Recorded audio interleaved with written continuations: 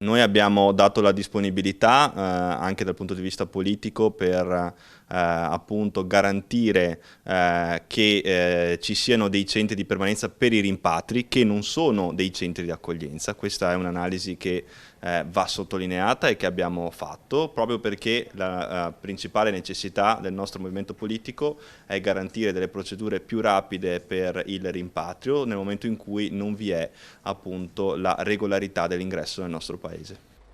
Oltre ai CPR, nella Lega la questione che anima il dibattito in questi giorni è il dopo Pontida, con 3 assessori regionali sul palco insieme a Zaia e altri 3 sul pratone: Federico Caner, Giampaolo Bottaccini e Roberto Marcato. Come i diretti interessati anche l'onorevole Stefani Glissa sulla faccenda.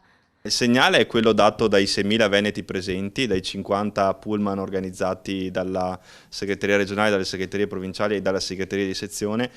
Pontida è la festa dei militanti, è la festa dei veneti, è la festa di tutti coloro che hanno deciso di abbracciare questo movimento politico, e quindi tutto il resto va in secondo o terzo piano. Nella sede regionale del partito, il segretario ha poi lanciato la nuova scuola di politica per formare nuova classe dirigente leghista. Politica che abbiamo proposto durante il periodo congressuale.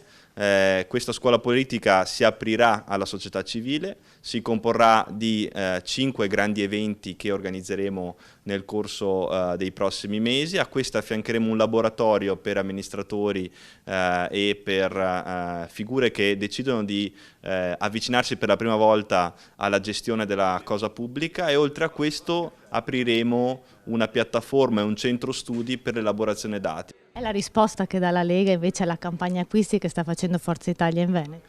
Sì, premesso che di campagna acquisti si può parlare, ma fino a un certo punto, perché non mi sembra che ci siano orde di persone che stanno passando dalla Lega a Forza Italia.